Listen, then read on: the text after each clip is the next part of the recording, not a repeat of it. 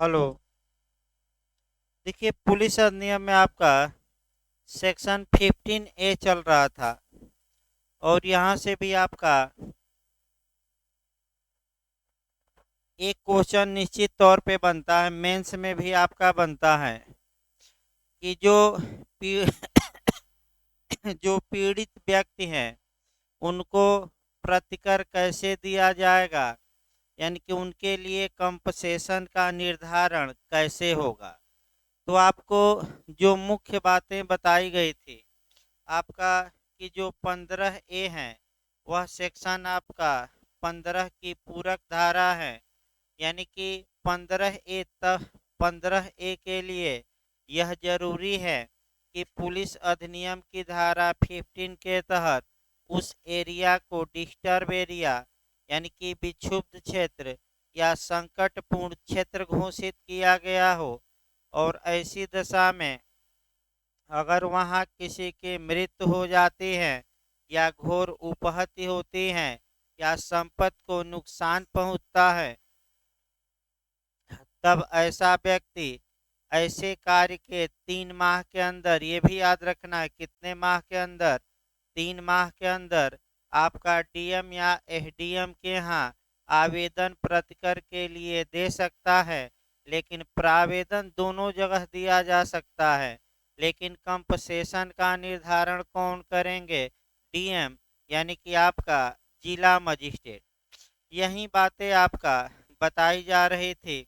तो जिला मजिस्ट्रेट आपका, हाँ, कंपसेशन तभी दिलवाया जाएगा जब जो मृत्यु या घोर उपहत्या या संपत्ति को नुकसान पहुंचा है या तो विधि विरुद्ध जमाव के कारण पहुंचा हो या आपका बलवा के कारण।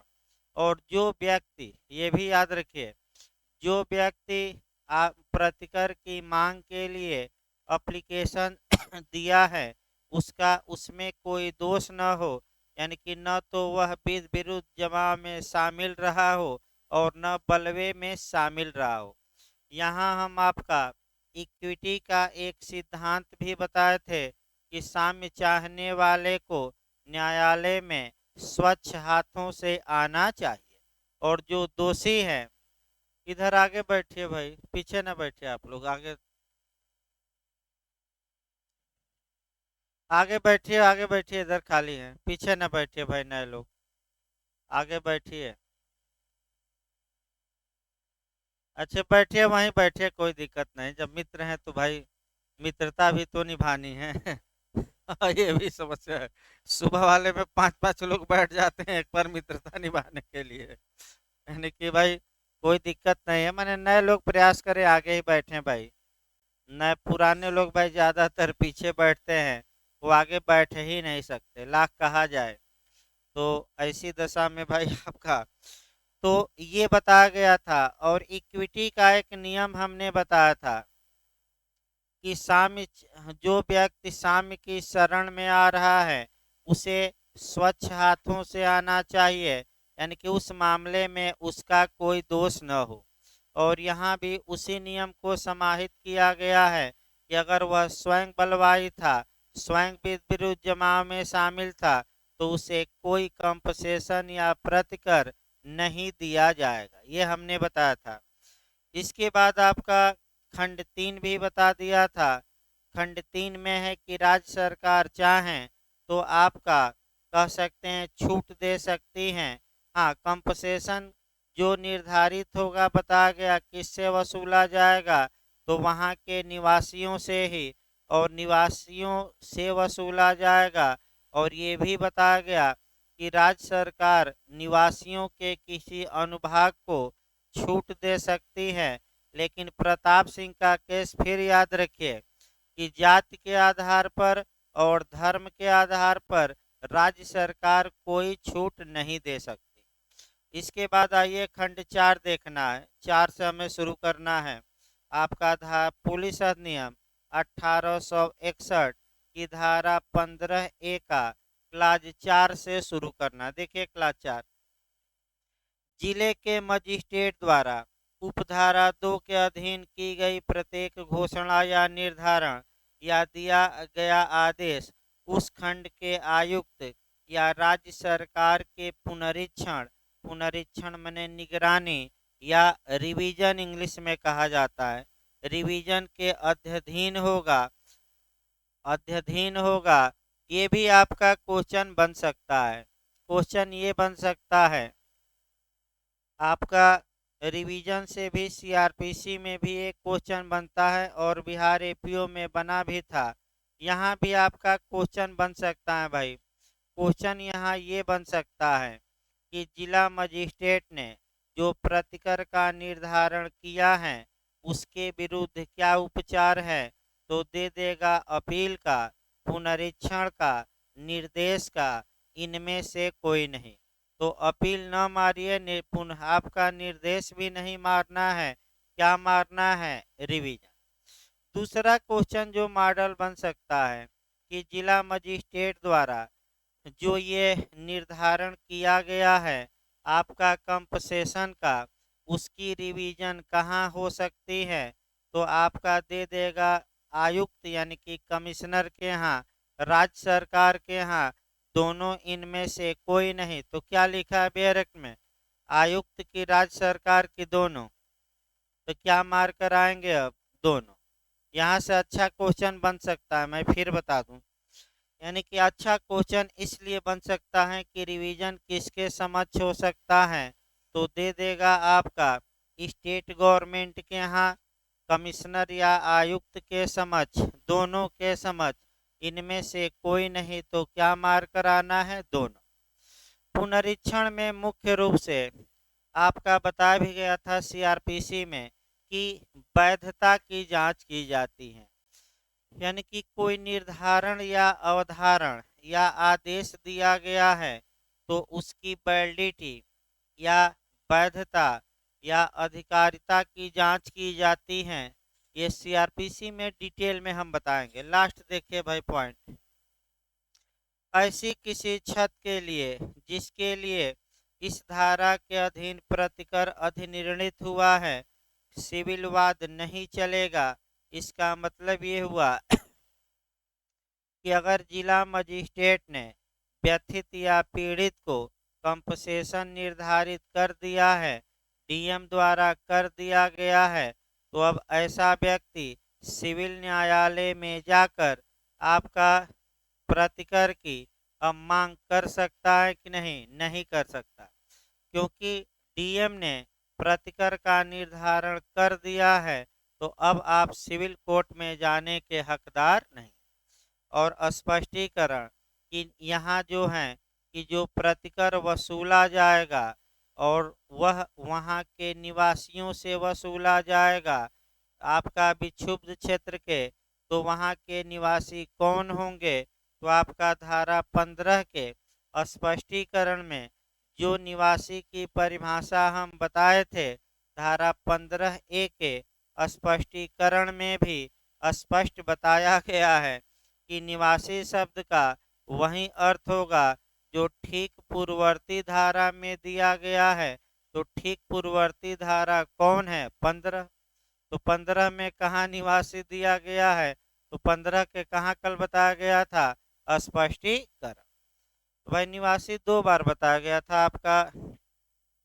आइए अब देखा जाए आपका धारा 16। पहला क्वेश्चन जो धारा 16 से बनता है और धारा 16 जब पढ़ेंगे तो देखिए मॉडल कैसे बनता है प्री में, और आपका थोड़ा बहुत इसमें आपका सीआरपीसी भी कोरिलेट करना पड़ेगा। तो सबसे पहले धारा 16 देखा जाए भाई, पहला आपका क्वेश्चन देखिए क्या बनेगा। पहला क्वेश्चन ये बनता है कि सेक्शन 16 किसकी पूरक धारा है, तो जैसे ही ये पूछे किसकी पूरक धारा है, दे देगा 13 की, 14 की, 15 की, 15A की, उपर्युक्त सभी की। तो आप क्या मारेंगे, उपर्युक्त सभी। पहला क्वेश्चन जो बनता है, फिर एक बार इसको समझिए लिखवा भी जाएगा कि धारा 16 किसकी पूरक धारा है, किसकी सप्लीमेंट्री है, या किससे कोरिलेट है, तो आप 4 धाराएं रट कर जाइएगा। कौन कौन? आपका 13, 14, 15 और 15A। अब 13 में क्या है, 14 में क्या है, 15 में क्या है और पुलिस अधिनियम की धारा 15A में क्या है, अब एक एक लाइन पहले जानना है। तो देखिए धारा 13 में ये था कि अगर कहीं किसी स्थान में शांति भंग होने की आशंका हो तो कोई व्यक्ति एप्लीकेशन दे सकता है एसपी या उसके ऊपर के अधिकारी को और अतिरिक्त पुलिस बल नियुक्त करने की उस स्थान पर मांग कर सकता है। लेकिन ऐसे अतिरिक्त पुलिस बल का जो खर्चा होगा कौन देगा? जो आवेदन दिया है, यानी कि किस पर होगा? आइए धारा 14 देखा जाए।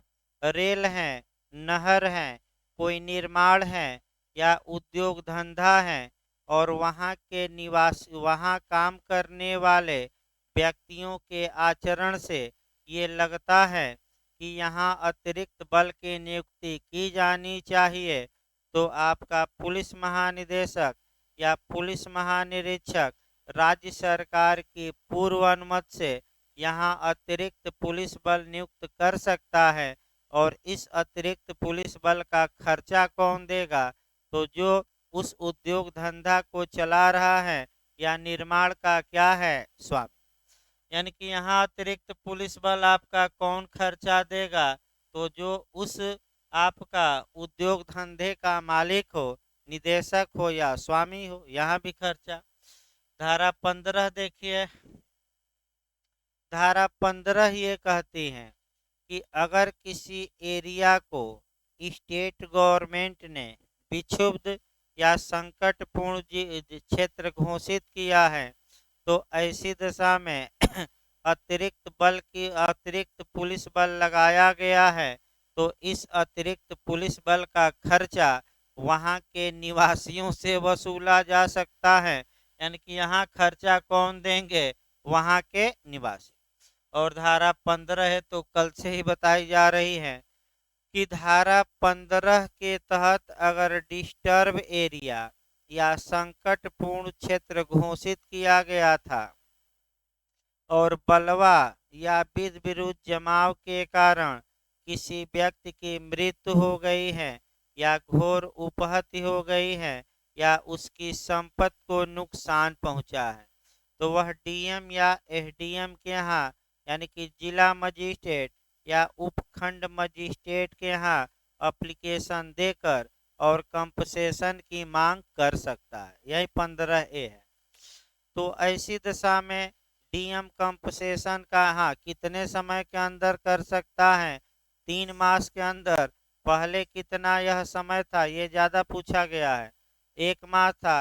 कब संशोधन किया गया है? 3 मास किया गया है।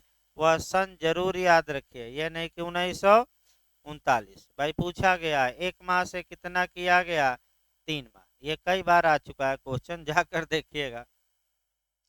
अब डीएम जब निर्धारित कर दिए कंपनसेशन तो ऐसा कंपनसेशन वहां के निवासियों से वसूल कर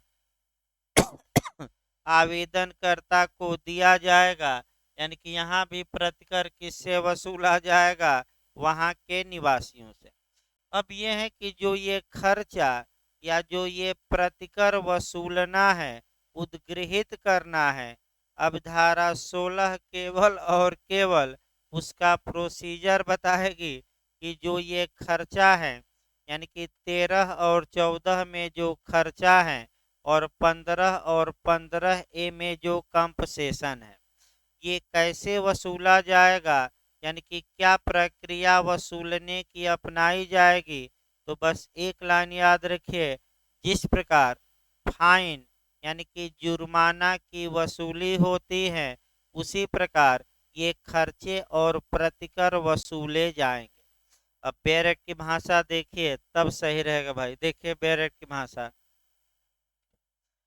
धारा 13, 14, 15 और 15A के अधीन संदेय धनों की वसूली और वसूली होने पर उनका बयान यानी कि जब वह वसूल लिया गया तो क्या होगा?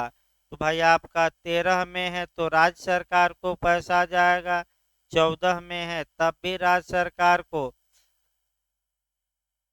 धारा 15 में आपका राज्य सरकार को, और धारा 15A में जो व्यक्ति पीड़ित हैं उसको जाएगा। तो इसी को देखिए बेरेट की भाषा, धारा 13, 14, 15 और 15A के अधीन सब धन जिले के मजिस्ट्रेट द्वारा, यानी कि अच्छे से तैयार रखिएगा, किसके द्वारा, जिले के मजिस्ट्रेट द्वारा, यानी कि डिस्ट्रिक्ट मजिस्ट्रेट यानी कि डीएम द्वारा, उस रीत से जो सीआरपीसी 1882, अब आइए इसको फिर चेंज किया जाए। देखिए यहाँ जो आपका, चूंकि अब आइए सीआरपीसी 1882 लिखा है तो यहाँ आपको चेंज करना पड़ेगा थोड़ा।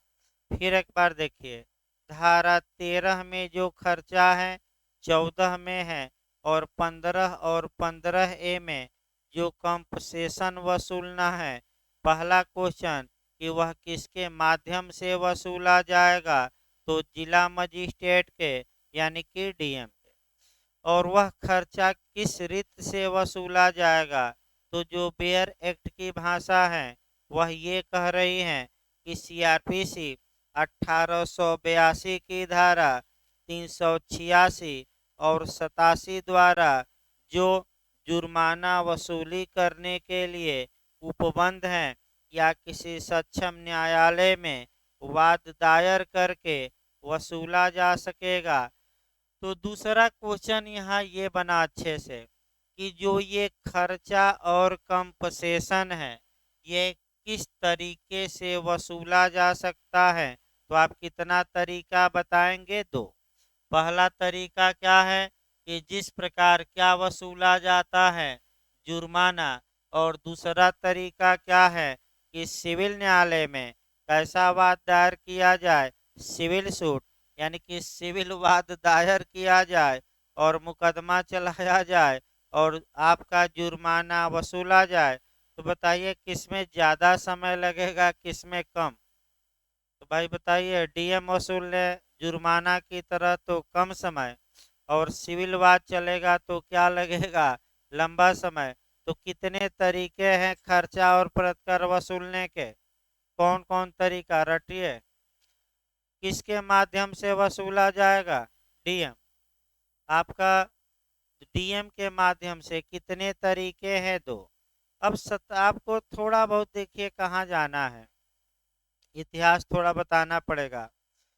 ये जो कानून बना है यह आपका 1861 में बना है, यानी कि 1861 में।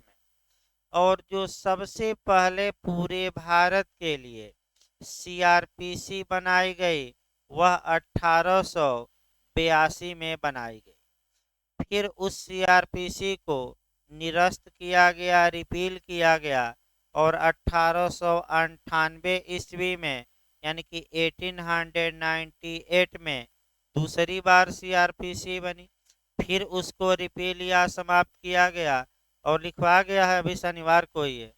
तीसरी बार कब बनी, 1973 ईस्वी में पास हुआ, और आपका 1900 सीआरपीसी 1973 बनाई गई। तो चूंकि ये पुराना कानून है 1861 का, तो वहीं पुरानी धाराएं दी गई है। लेकिन अब आप नई धारा के साथ पढ़ेंगे तो आपका ये आया कि जो सीआरपीसी 1973 वाली है जो वर्तमान में लागू है, तो उसकी किस धारा के तहत जुर्माना वसूली के बारे में प्रावधान किया गया है, तो वह धारा 421 और 422। लेकिन मुख्य रूप से हमें केवल एक धारा देखनी है, कौन सी धारा, 4। सीआरपीसी का तुरंत बेयर एक्ट है आपके पास, निकालना चाहे तो निकाल सकते हैं। और तुरंत आपका ये देखना, आपको देखना चाहिए कि जो नई सीआरपीसी है और उसकी जो धारा है 421, उसमें कैसे फाइन वसूला जाता है इसका प्रोसीजर बताया गया। देखिए प्रोसीजर हम भी बता दें भाई, यानी कि कैसे आपका वसूला जाएगा। देखिए कह करके कैसे वसूला जाएगा। देखिए बेयर एक्ट से ही बताया जा सही रहेगा भाई। आपको रिलेट बेयर एक्ट पर भी कर सकते हैं, पुलिस एक्ट पर। इस सीआरपीसी की धारा 421 और 422 के तहत जुर्माना वसूली की क्या दी गई है प्रक्रिया। देखिए 421, जब किसी अपराधी को, अब यहाँ अपराधी नहीं था पुलिस एक्ट में, लेकिन यही प्रक्रिया लागू होगी। देखिए जब किसी अपराधी को जुर्माने का दंडादेश दिया गया है, तब दंडादेश देने वाला न्यायालय निम्नलिखित प्रकारों में से किसी या दोनों प्रकार से जुर्माने की वसूली के लिए कार्यवाही कर सकता है। तो जुर्माना वसूलने के कितने तरीके हो गए? दो। अब दोनों तरीके याद रखिएगा। पहला देखिए, अपराधी की किसी चल या अचल संपत्ति को कुर्क और विक्रय के द्वारा, यानी कि इसका मतलब ये हुआ कि धारा 13 के तहत, 14 के तहत पुलिस एक्ट, 15 या 15A के तहत जो खर्चा और प्रतिकर लगाया गया है उसकी वसूली ऐसे व्यक्तियों की चल या अचल संपत्ति को अटैच या कुर्क या जब्त करके और उसका विक्रय करके किया जाएगा। तो चल संपत्ति की जब्ती होगी और विक्रय की अचल की, दोनों का, तो दोनों का। ये पहला नियम। दूसरा नियम है कि आपका व्यतिक्रमी, व्यतिक्रमी मतलब कि जो जुर्माना अदा करने में चूक गया है, दिया नहीं है, व्यतिक्रमी की चल या अचल संपत्ति या दोनों से भू राजस्व की बकाया की तरह जिले के कलेक्टर के को प्राधिकृत करते हुए जुर्माना वसूला जाएगा। इसका मतलब ये हुआ कि जिस प्रकार रेवन्यू या भू राजस्व की बकाया की वसूली होती है, उसी प्रकार कलेक्टर साहब को अथराइज कर दिया जाएगा कि आप अपराधी से फाइन वसूलिए। तो फिर आपका बैक हो जाना है और धारा 16 अब देखना है पुलिस एक्ट की, कि धारा 13, 14, 15 और 15A के तहत जो खर्चा और प्रतिकर लगा है वह कैसे वसूला जाएगा। तो कितने तरीके मिले वसूलने के? दो। पहला क्या है, ऐसे व्यक्ति की क्या चल और अचल दोनों संपत्तियों को कुर्क किया जाएगा, बेचा जाएगा और बेचकर जो पैसा आएगा उससे फाइन वसूला जाएगा। और दूसरा क्या है, जिस प्रकार रेवेन्यू वसूला जाता है तो किसको प्राधिकृत किया जा सकता है? कलेक्टर साहब को। और कहा जाएगा कि आप क्या करिए, आप रेवेन्यू वसूलने के तरीके के अनुसार ये खर्चा और प्रतिकर की क्या करिए, वसूल। तो इस प्रकार आपका धारा 16 का, हाँ, क्वेश्चन ये भी बन सकता है भाई कि वसूली के कितने तरीके हैं। तो आपका दो तरीके। पहला क्या है कि सीआरपीसी क्या प्रक्रिया का पालन करते हुए 421, और दूसरा तरीका है कि सिविल न्यायालय में उसके लिए क्या दायर किया जाए, वाद। दोनों तरीके याद रखिए। अब आइए धारा 16 का दूसरा खंड निश्चित है। अब तीसरा खंड देखिए कि धारा 15A के अधीन संदत्त या वसूल किए गए सब धन जिले के मजिस्ट्रेट द्वारा उन व्यक्तियों को जिनको और उन अनुपातों में जिनमें वे इस धारा के अधीन संदेह हैं दिए जाएंगे। तो हो सकता है कि ये भी अंदर से एपीओ में क्वेश्चन बन जाए। फिर एक बार सेक्शन कवर करिए कि धारा 13 के तहत जो खर्चा लगा है वह तो पुलिस बल, अतिरिक्त पुलिस बल के चक्कर में, तो ये तो राज्य सरकार के खाते में जाएगा, यानी कि राजकोष। धारा 14 वाला भी खर्चा किस में जाएगा? राजकोष। और 15 वाला भी खर्चा किस में जाएगा? राजकोष। लेकिन 15A में तो एप्लीकेशन पीड़ित दिया है, तो ये वाला जो वसूली होगी किसको दिया जाएगा? पीड़ित को। लेकिन कौन देगा? तो कौन देगा लिखा है? जिले का मजिस्ट्रेट। यानी कि जब वसूली हो जाएगी तो आवेदनकर्ता को जो मांगा है कंपसेशन, उन आवेदनकर्ताओं में पैसा कौन बांटेगा? कैसे मने बांटा जाएगा? ये कौन निर्धारित करेगा? जिले का मजिस्ट्रेट। हो सकता है कि अंदर से जाकर पूछे तो भाई 13, 14, 15 अलग है, ये पैसा कहाँ जाएगा? राजकोष में। और 15A वाला वसूली का पैसा किसको दिया जाएगा? पीड़ित को। तो कौन बांटेगा पैसा? आपका डीएम। अब आइए, आपका 3 सेक्शन एक साथ पढ़ा जाता है। धारा 17, 18 और 19। इसको देखिए भाई, धारा 17, 18 और 19 को गौर से समझिए। देखिए, चूंकि अभी हाल में ही आप लोग उत्तराखंड पुलिस अधिनियम 2007 पढ़े थे। अभी ज़्यादा दिन नहीं हुआ आपका, माने ज़्यादा दिन नहीं हुआ, 1 माह भी अभी नहीं हुआ है। उसमें आपका ये था कि स्पेशल पुलिस अफसर यानी कि विशेष पुलिस अधिकारी ये दिया था। विशेष पुलिस अधिकारी की जो नियुक्ति वहाँ होती थी वह एसपी द्वारा की जाती थी। एक लाइन देकर निकल गया था और कहीं ऐसा वर्णन नहीं था कि किस व्यक्ति को विशेष पुलिस अधिकारी बनाया जाएगा, और उसके बारे में विस्तृत रूप से कोई वर्णन नहीं था।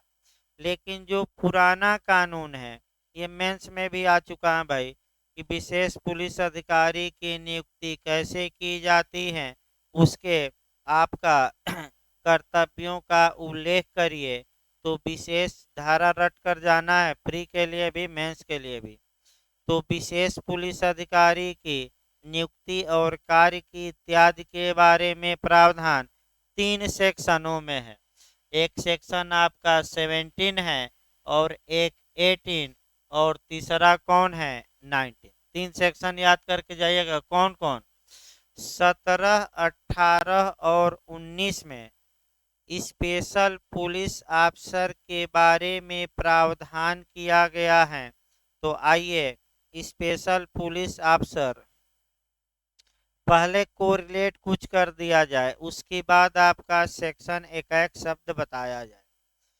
देखिए, जहां भी आपका स्पेशल या विशेष शब्द लिखा है आपका, उसको पहले देखा जाए। जैसे कि आपका विशेष समन, यानी कि सीआरपीसी में आप पढ़ते हैं स्पेशल समन। विशेष समन क्या होता है? तो सीआरपीसी की धारा आप 206 पढ़ते हैं। स्पेशल समन क्या होता है? तो स्पेशल समन का मतलब हुआ कि छोटे मामलों में, यानी कि पेटी ऑफेंस में मजिस्ट्रेट स्पेशल समन जारी करता है, और ऐसी दशा में अभियुक्त को आने की आवश्यकता नहीं होती। यानी कि अभियुक्त को आपका कोर्ट में आने की आवश्यकता नहीं होती। वह जुर्माना या तो स्वयं आकर देता है या अधिवक्ता के माध्यम से देता है, और न्यायालय उसी आधार पर सजा दे देता है। आने की आवश्यकता नहीं। तो क्वेश्चन ये बनता है कि विशेष समन किस मामले में? छोटे मामले। छोटे मामले कौन होंगे? तो जिसमें दंड केवल जुर्माना हो, फाइन हो, और रट कर जाइए, फाइन कितना से कम हो? 1000 रुपया से कम। इसी प्रकार आपका 354 भी देख सकते हैं, और 354 सीआरपीसी विशेष हम शब्द बता रहे हैं भाई, स्पेशल इसलिए बता रहे हैं कि आपका 354 में भी दिया गया है कि अगर किसी अपराधी को डेथ सेंटेंस या मृत्युदंड दिया जाता है तो न्यायालय ऐसे मामलों में स्पेशल रीजन लिखेगा, विशेष कारण लिखेगा। तो उसी प्रकार विशेष पुलिस अधिकारी किसे होगा, किसे कहा जाएगा, तो पहले एक लाइन कॉन्सेप्ट बनाइए। देखिए, सामान्य पुलिस बल की जो भर्ती होती है वह सेक्शन 2 के तहत होती है, और जो उड्डयन वाले पुलिस वाले हैं माने हवाई अड्डे पर तैनात होंगे, उनके लिए इसी की धारा के बाद धारा 2A बताया गया था, ये सामान्य या रेगुलर पुलिस है। अब समस्या ये आई कि मान लीजिए कि किसी क्षेत्र में बलवा हो गया, दंगा हो गया, विध विरुद्ध जमाव हो गया, और पुलिस बल की संख्या वहाँ कम है, तो किसी प्राइवेट व्यक्ति को ही पुलिस की शक्ति प्रदान कर दी जाएगी। अब यहाँ महिला को कि पुरुष को कि दोनों को, ये आपका समस्या आती है।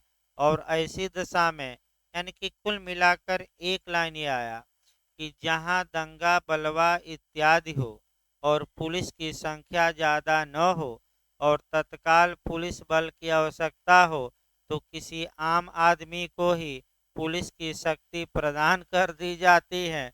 और कैसा पुलिस उसे बना दिया जाता है, स्पेशल पुलिस, विशेष पुलिस अधिकारी। और जैसे ही विशेष पुलिस अधिकारी वह बनता है, पुलिस की सभी शक्तियां उसमें क्या हो जाएंगी, निहित। अब वो दंगा बलवा को दबाएगा, लाठीचार्ज करेगा, इत्यादि करेगा। तो बताइए, सरकारी आदमी को बनाया जाता है कि प्राइवेट? प्राइवेट। अब इसी में आपको ये जानना है कि आखिर बनाया जाएगा तो कब बनाया जाएगा, कौन बनाएगा, किसके रिकमेंड पर बनेगा। अगर कोई व्यक्ति मान लीजिए कि बिना किसी कारण से स्पेशल पुलिस बल बनने से इनकार करता है, तो क्या होगा। और जब बन ही गया है तो उसका प्रभाव क्या होगा, उसका पावर क्या होगा। ये सभी बातें कितनी धाराओं में समाहित हैं, 3। रटिए, कौन कौन सी धारा स्पेशल पुलिस अधिकारी के लिए, कौन कौन सी धारा, 17, 18 और 19। अब तीनों धाराएं अलग अलग देखना है, और कुछ बातें जहां से कोरिलेट होंगी वहां से आपको हम बताएंगे। देखिए भाई, पहला धारा 17, विशेष पुलिस अधिकारी।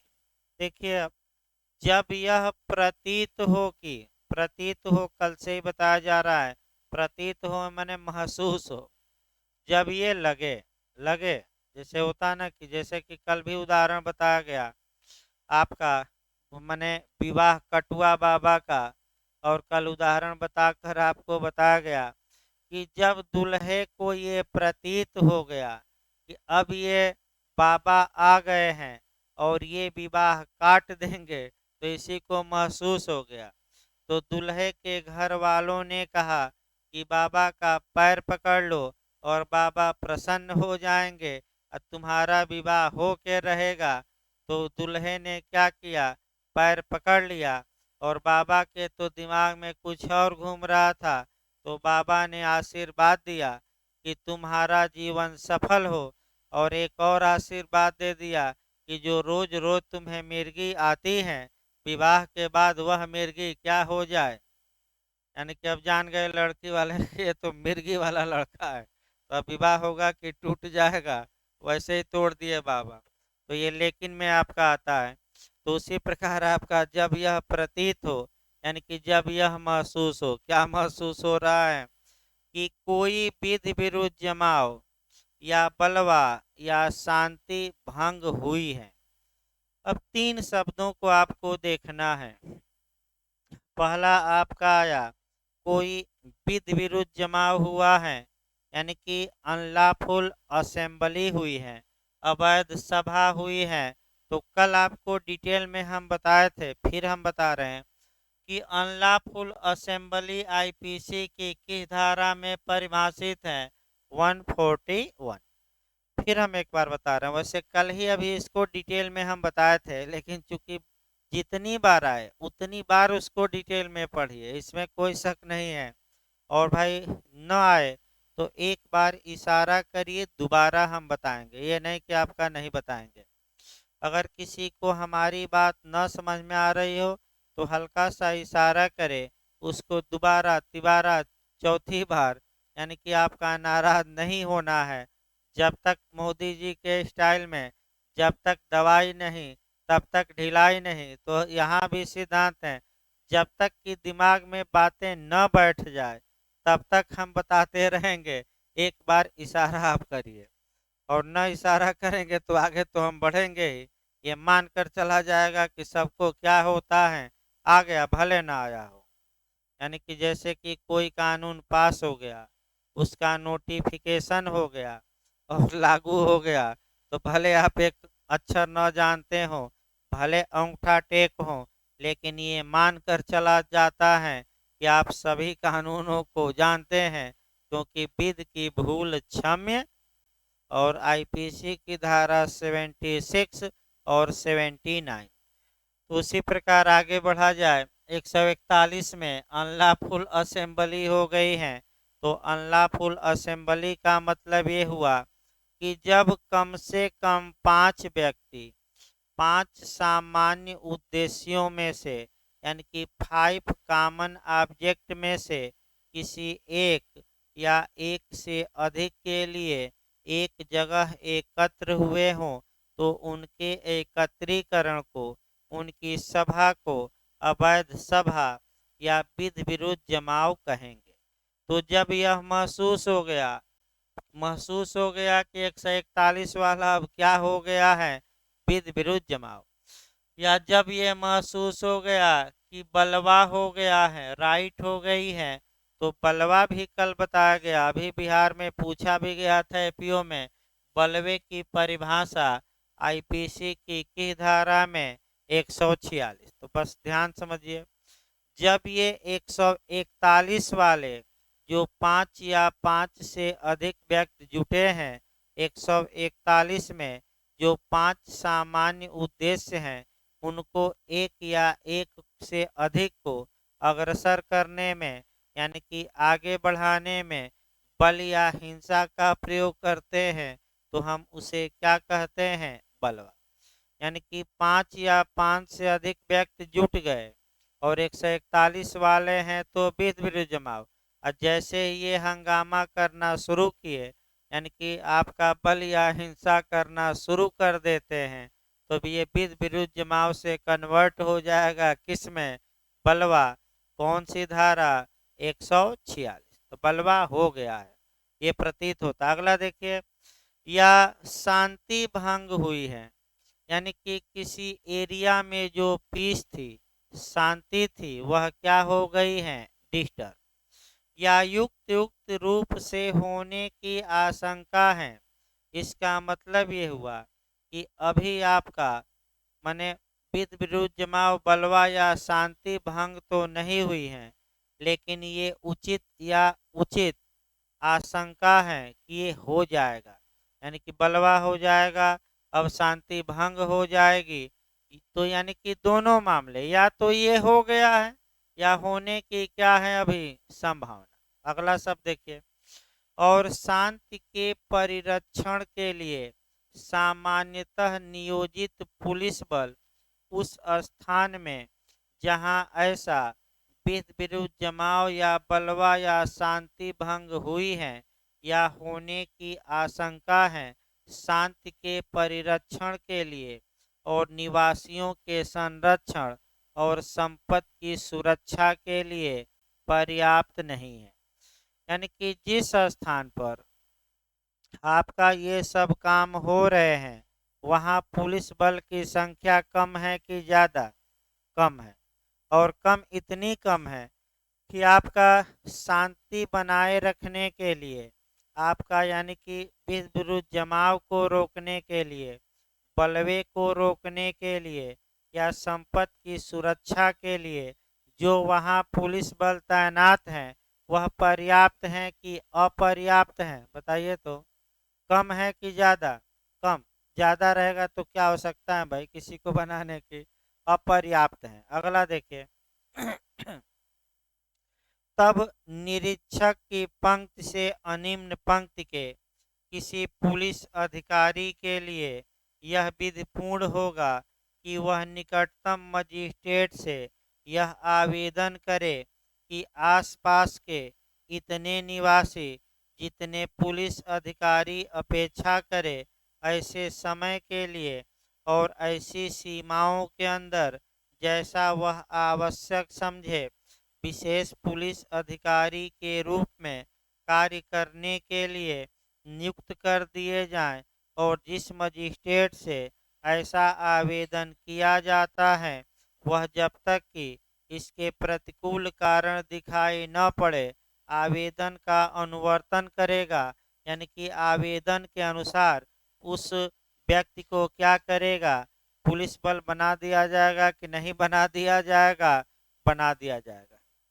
फिर एक बार आपका लास्ट लाइन तक पूरा बताते हैं। फिर एक बार जो ये बेयर एक्ट बताया गया लास्ट में उसका थीम ये है कि अगर अपर्याप्त संख्या लग रही है कि पुलिस बल की है तो निरीक्षक यानी कि इंस्पेक्टर यानी कि पुलिस निरीक्षक यानी कि पुलिस इंस्पेक्टर कहा जाता है।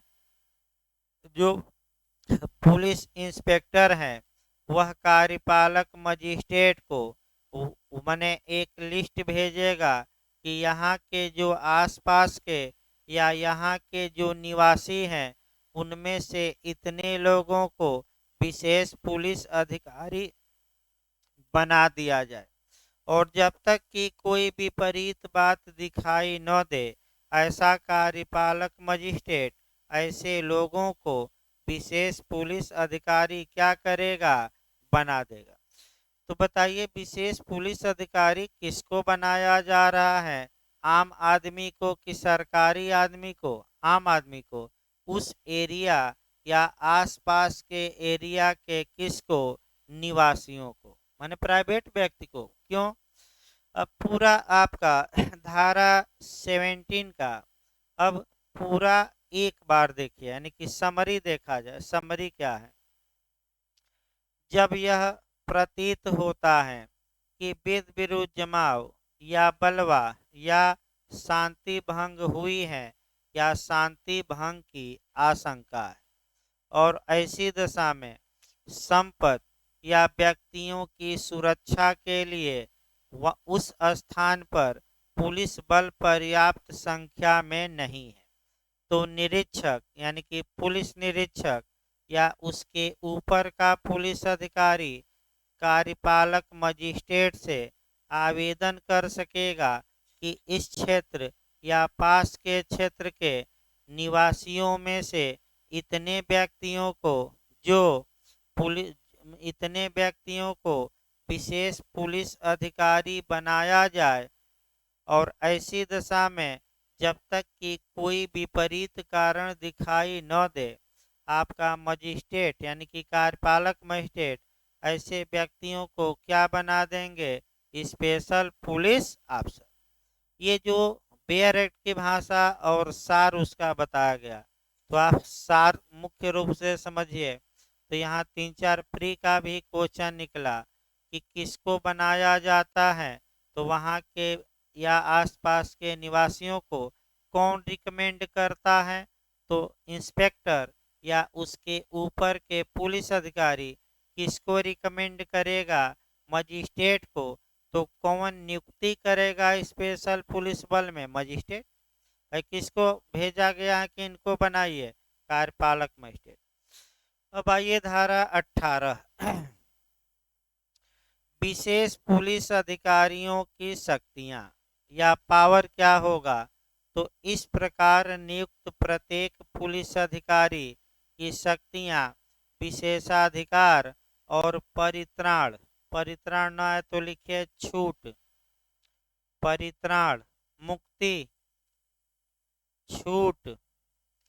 बेयर एक्ट पर लिखिए परित्राण मतलब छूट होता है।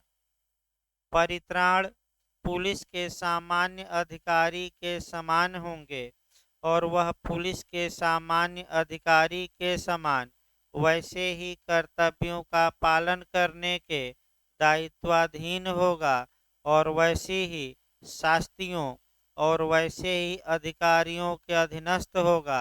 यानी कि कुल मिलाकर एक लाइन आया कि ये जो प्राइवेट व्यक्ति पुलिस अधिकारी बनाया गया है, अब पुलिस अधिकारी के कार्य भी करेगा, शक्ति भी पुलिस अधिकारी की रहेगी, पुलिस अधिकारियों के अधीनस्थ भी होगा और पुलिस अधिकारी के रूप में काम करने पर इसे कुछ छूट भी मिलेगी। अब क्या क्या छूट मिलेगी क्या नहीं, अब इसी को 4-5 जगह से कोरिलेट करके पढ़ना है। पहला आपका जो हम पढ़ेंगे वह आईपीसी की धारा 76 से पढ़ेंगे।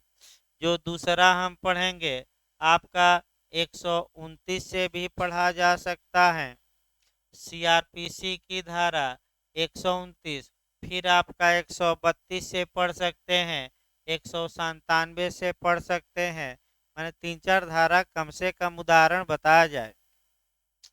देखिए आपका एक एक करके हम बताते हैं। सबसे पहले आपका आईपीसी की धारा 76 देखा जाए। अगर कोई व्यक्ति धारा 17 के तहत विशेष पुलिस अधिकारी बना दिया गया और अब पुलिस अधिकारी बना दिया गया और ऐसी दशा में उसके पुलिस पुलिस के जो वरिष्ठ अधिकारी हैं वह उसको कहते हैं कि तुम गोली चलाओ, लाठी चलाओ, और वह गोली चला देता है और 2-4 लोग मर जाते हैं। तो क्या ऐसे विशेष पुलिस अधिकारी ने कोई अपराध किया कि नहीं किया? नहीं किया, क्योंकि वह वरिष्ठ पुलिस अधिकारियों की आदेश को मानने के लिए क्या है, बात, कोई अपराध नहीं किया। दूसरा देखिए, अगर ऐसे विशेष पुलिस अधिकारी था और आपका बलवा को दबाने के लिए, विध विरुद्ध जमाव को तितर बितर करने के लिए आपका मने लाठी चार्ज किया और लठियाया कुछ लोगों को, कुछ लोगों का सिर और फूट गया, तो बताइए क्या अब इसको संरक्षण मिलेगा कि नहीं मिलेगा? जितना पुलिस को है उतना प्रिविलेज या छूट या परित्राण इसको भी है। तो तुरंत 132 धारा आ जानी है। 132 कहती है कि ऐसी दशा में जब तक राज्य सरकार अनुमति न दे दे कोई मुकदमा दायर नहीं होगा। यानी कि यहाँ तक कि थाने में एफआईआर भी नहीं होगी। कब होगी?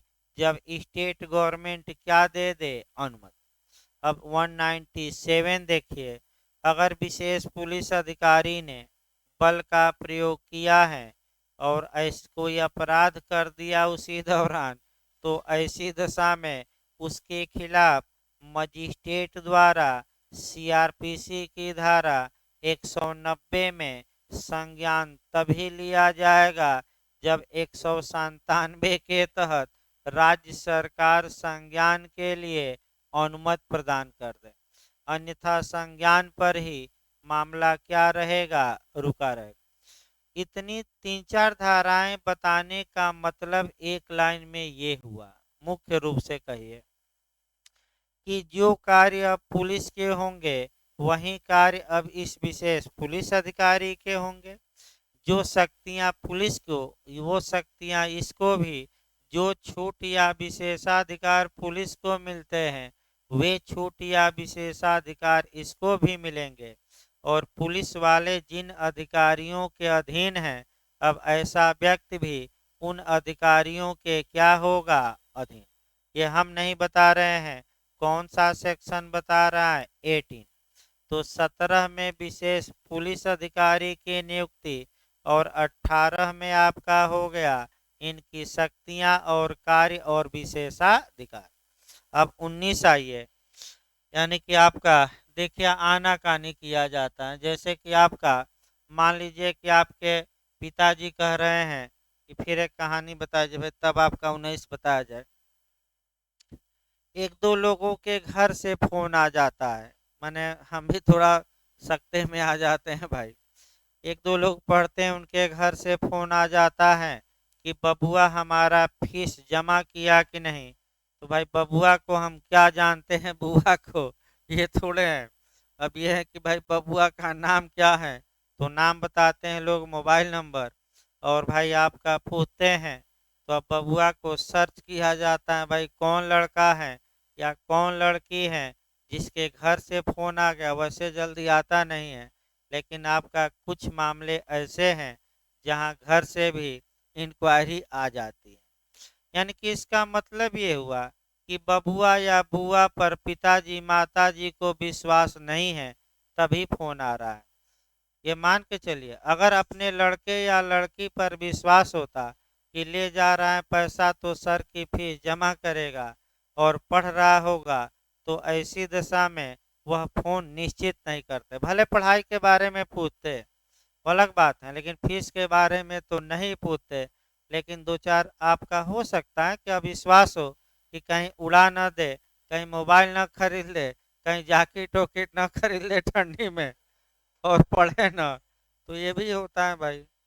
अब हम हमारे बस की बात नहीं है, इसके बाद आगे कहाँ खर्चा कर सकता है वो हमारी एरिया से बाहर है भाई। आगे देखिए, तो उसी प्रकार यहाँ भी देखिए, अगर 17 के तहत विशेष पुलिस अधिकारी नियुक्त कर दिया गया और अब आनाकानी कर रहा है, कह रहा है कि हम विशेष पुलिस अधिकारी के रूप में कार्य ही नहीं करेंगे, तो अगर दिव्यांग हैं या चलने में असमर्थ हैं, बीमार हैं, तो लाठी उठी चला नहीं सकता, कहाँ से बलवा रोकेगा, तब तो भाई क्षम्य है।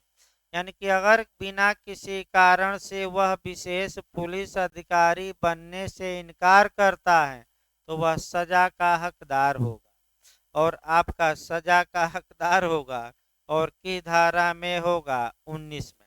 तो एक क्रम बना लीजिए तो सेक्शन का, विशेष पुलिस अधिकारी की धारा में नियुक्ति 17, अधिकार कर्तव्य परित्राण माने छूट और विशेषाधिकार कौन सी धारा? 18, और बिना किसी कारण से विशेष पुलिस अधिकारी बनने से इनकार कर दिया तो सजा का हकदार। अब ये दिव्यांग है या मान लीजिए बीमार है, तो कहाँ से बनेगा? तब तो भाई छूट मिलेगी, नहीं तो किस धारा में दंड का भागी होगा? 19। तब 19 आ जाइए भाई, दंड दिलवा दिया जाए, कितनी सजा मिलेगी देखिए। विशेष पुलिस अधिकारी के रूप में सेवा करने से इनकार करना। तो यदि कोई व्यक्ति यथापूर्वोक्त विशेष पुलिस अधिकारी नियुक्त किए जाने पर, यथापूर्वोक्त मतलब धारा 17 के तहत क्या नियुक्त किया गया है? विशेष पुलिस अधिकारी पर्याप्त प्रतिहेतु के बिना, यानी कि पर्याप्त कारण के बिना, प्रतिहेतु ना है तो लिख लीजिए पर्याप्त कारण के बिना। अब दो चार कारण हमने बताया कि कौन से ऐसे पर्याप्त कारण हैं जो उचित माने जाएंगे और जिनके आधार पर वह पुलिस अधिकारी बनने से इनकार कर सकता है। तो कह सकता है कि हम बीमार हैं, कह सकता है हम दिव्यांग हैं, कहाँ से हम बलवा और भी विरुद्ध जमाव रोकेंगे, हम तो खुद ही चलने में क्या है असमर्थ।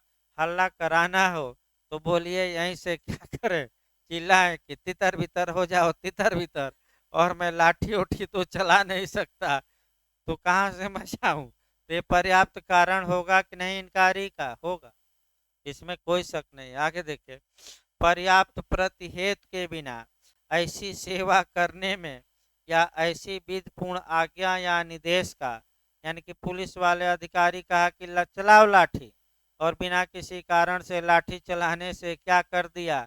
इनकार, तो भाई दंड का भागी होगा। या विशेष पुलिस अधिकारी बना दिया गया, कहा कि हम काम ही नहीं करेंगे, तब भी दंड का भागी। आज्ञा या निर्देश नहीं माना, तब भी। तो आखिर या उसके कर्तव्यों के पालन के लिए आदेश दिया गया है, अनुवर्तन करने में यानी कि पालन करने में या तो उपेक्षा बरते यानी कि नेग्लिजेंस बरते, लापरवाही बरते, या डिनाई यानी कि इनकार कर दे, तो ऐसी दशा में कितना दंड का भागी होगा? अब न्यायालय में मुकदमा चलेगा और न्यायिक मजिस्ट्रेट के समक्ष दोष सिद्ध होने पर ऐसी प्रत्येक उपेक्षा, इनकार या अवज्ञा के लिए 50 रुपये से अनधिक जुर्माने से दंडनीय होगा। यानी कि बहुत कम दंड है, कितना? आपका 50 रुपया अधिकतम, यानी कि अंडरलाइन कर लीजिएगा 50 रुपया। भाई याद रखिएगा, क्योंकि ये कानून आपका 1861 का है, और आज तो लाखों हो जाएगा, उस समय 50 था, आज कितना हो जाएगा, लाखों।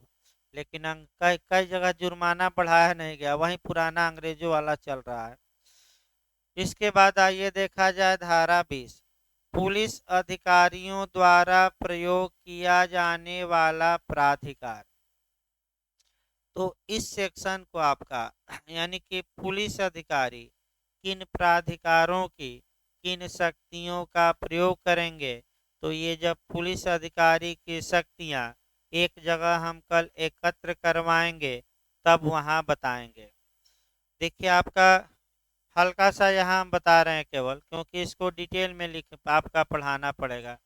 इसमें कई कानून भी जोड़ने हैं, सीआरपीसी की धाराएं, पुलिस एक्ट की धाराएं, लेकिन धारा वाइज चल रहा है तो एक लाइन हम बता दे रहे हैं। इसको देखिए, पुलिस अधिकारियों द्वारा प्रयोग किया जाने वाला अथॉरिटी, तो इस अधिनियम के अधीन भर्ती किए गए पुलिस अधिकारी इस अधिनियम के तहत जो प्राधिकार हैं उसका प्रयोग करेंगे।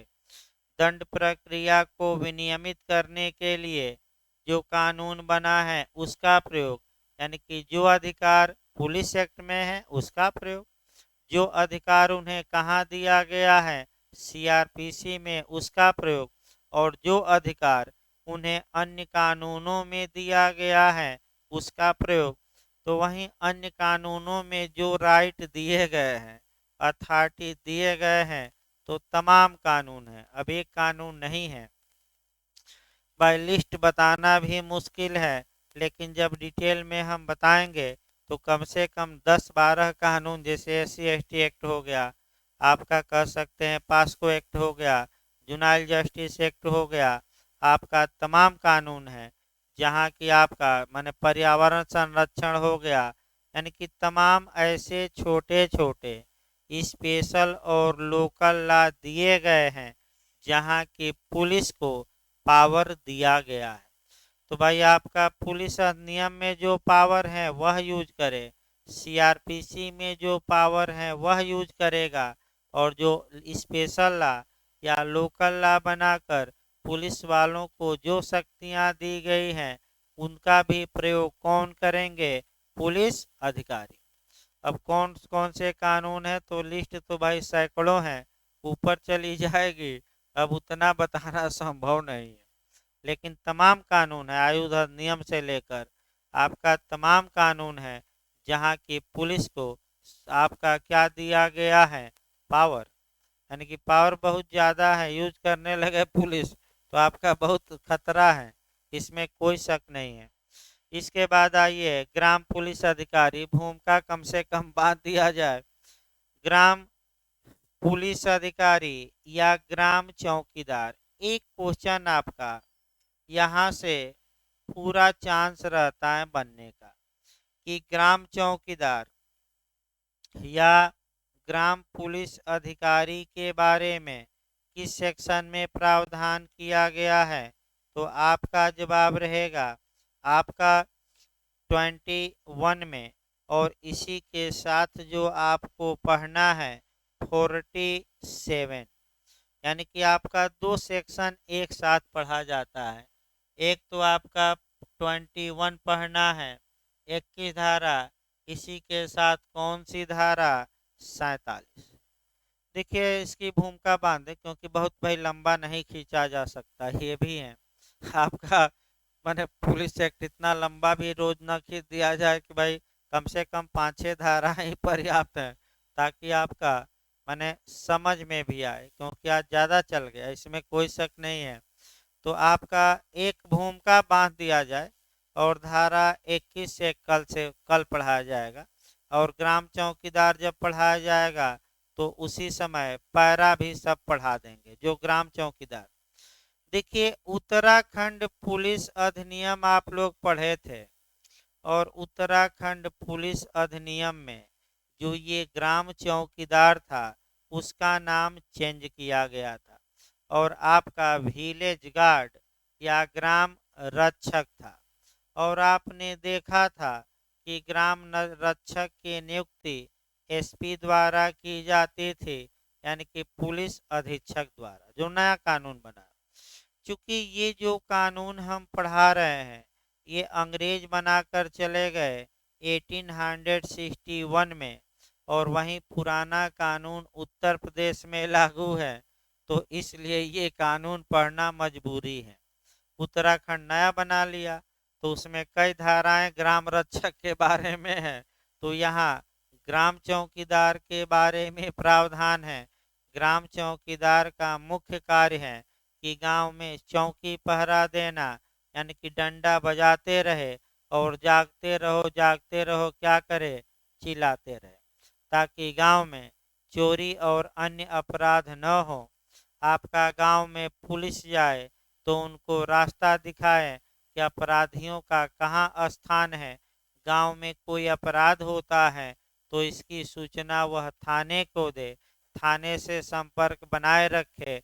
झोला वोला इत्यादि पटरा मिलता, अब तो कापी मिल रही है, उस समय कापी नहीं मिलती थी, लकड़ी का पटरा मिलता था। 15 दिन पर एक बार जाए थाने पर और वेतन मिल जाता था।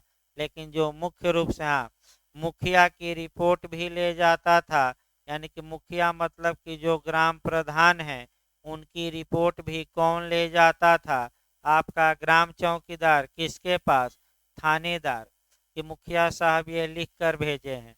तो अब कहाँ चौकीदार, अब तो मुखिया डायरेक्ट थाने पर पहुंच जा रहे हैं या फोन से बात कर ले रहे हैं, थानेदार से ग्राम चौकीदार को हटा दिया। लेकिन आज भी है, जासूसी करते हैं, मुखबिरी का काम करता है पुलिस के लिए ग्राम चौकीदार। ग्राम चौकीदार वंशानुगत यूपी में होते हैं ज्यादातर। इनकी नियुक्ति, यही क्वेश्चन मेन है, इनकी नियुक्ति जिला मजिस्ट्रेट द्वारा की जाती है। इनको बर्खास्त जिला मजिस्ट्रेट करता है, इनको निलंबित जिला मजिस्ट्रेट, इनके वेतन का माने इनको निलंबित जिला मजिस्ट्रेट, इन पर नियंत्रण भी डीएम करता है। याद रखिए। तो ग्राम चौकीदार किसके अधीन होता है? एसपी के नहीं, किसके? डीएम। अब 47 देखिए, धारा एक लाइन, भाई आपका साल पेपरों में गलत दिया गया उसको सुधार कर लीजिएगा। 47 केवल यह बताती है कि जो ग्राम चौकीदार पर अथॉरिटी डीएम का है, अगर राज्य सरकार चाहे तो वह प्राधिकार किसको सौंप सकती है? पुलिस अधीक्षक, एसपी को। तो अब क्वेश्चन बनता है कि ग्राम चौकीदार किसके प्राधिकार के अधीन होता है? डीएम। वो तो जब एसपी के अधीन कब होगा? जब राज्य सरकार ये क्या करे? अधिसूचना जारी करे। और तो ऐसी दशा में आपका ग्राम चौकीदार पढ़ कर आइएगा, आपका सीआरपीसी की धारा 40 भी पढ़कर कल आइएगा। एक धारा और हम बता रहे हैं, धारा 40 पढ़िएगा सीआरपीसी, पुलिस एक्ट कौन सी? 31/47। और पैरा हम बताएंगे, पैरा में भी है ग्राम चौकीदार की नियुक्ति, पदच्युति, वेतन। तो पैरा से भी क्वेश्चन बनता है भाई ग्राम चौकीदार में। तो कल हम सेक्शन भी बताएंगे उसी के साथ, जितने पैरा